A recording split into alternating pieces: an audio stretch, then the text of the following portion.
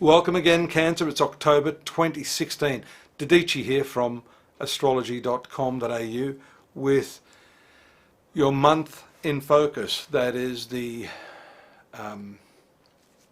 planetary focus, what I'm talking about here, in respect of your sun sign Cancer horoscope. You know, the new moon, which is related to your ruling body, the moon, is going to be a new moon on the 1st, and in the company of fortunate Jupiter, all in the 4th house of your horoscope.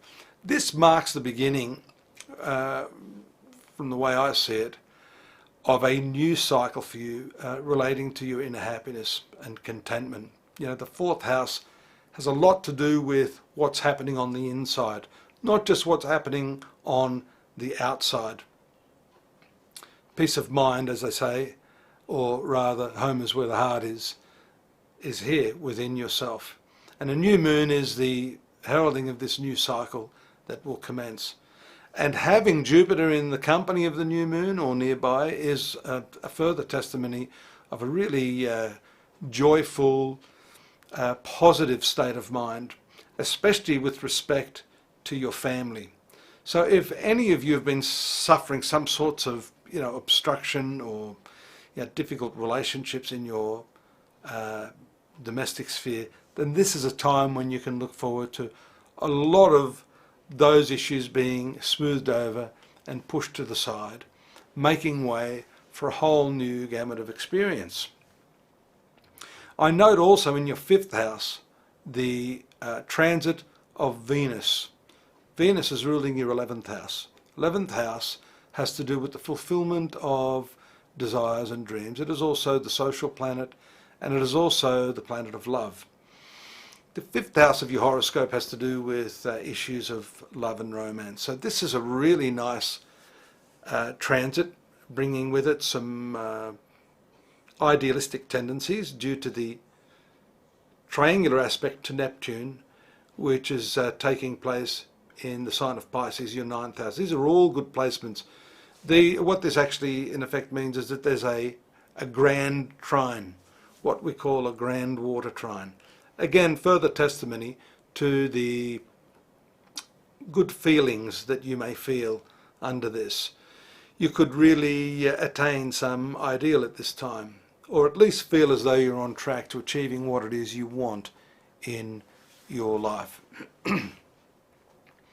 The triangular aspect to the south node, or the past karmic point, is interesting for you because that can also bring someone from the past back into your life. The 9th house is past life karma, and the past life karma point, what we call Ketu, or the south node, is having a strong focus for you during the month of October. So this is really, really interesting in that sense. You need this Venus transit in your 5th house, mainly because Mars has just entered into the sign of Capricorn, and when we look at that conjunction on the 19th to Pluto, there can be some really difficult challenges that you'll have to go through with your spouse or partner, or even business partner. The 7th house of the horoscope is related to all of these sorts of things. And the earlier new moon that I mentioned at the start of the reading is in a right angle to Mars as the month commences. So Mars is going to transfer the energy of this new moon to that conjunction of Pluto. So you have to be careful that you don't let your feelings get out of hand, that you don't overemphasize the detail, the trivia, and the minor aspects of the relationship, or what's wrong with it, because that is likely to happen. And especially when we see that Mercury, which is the planet of communication, enters into the place of the new moon on the 7th of October. So you can see the focus there really, that's the 4th house, moves into the area of family and communications, and that's also going to enter into a very powerful square on the 14th. So that period of the 8th to the 14th is one where you need to be extremely careful with your words, how you manufacture your sentences, what you're hoping to achieve through some dialogue with your partner, business partner, the general public for that matter, because the 7th house is also the way you're received by people generally. So for those of you that are working with the public, this could be a period, that second week of the month, where you're starting to get a little bit pissed off with everything, and you may just likely take it out on others. So do be careful of that. Your career is on track for some pretty good stuff, and especially around the 16th when we see the full moon, your ruler again, in its fullness in your 10th house of career. Good stuff is about to happen. It's going to move into a conjunction of Uranus in the couple of days after that, 16th, 17th, 18th. So you can expect some rather unusual things happening and some sudden or even abrupt changes that go against the grain in terms of your diary or your plan. So mark that in your diary. You can see this is an exciting month. It's a month where you've got to be careful with your speech.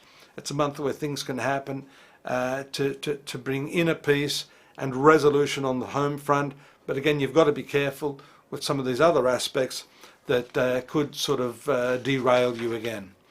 Don't forget, stop in at astrology.com.au, my website. We have a more detailed analysis day by day. You've got your daily readings. And if you were looking at the introduction on what I call destiny engineering, it is an invitation to you. Think about it. The who, the what, the when, and the why, as to how your chart works on a more personal note. I'm here, available to help you with that. Till next month, take care. Great to have you company again. Bye-bye.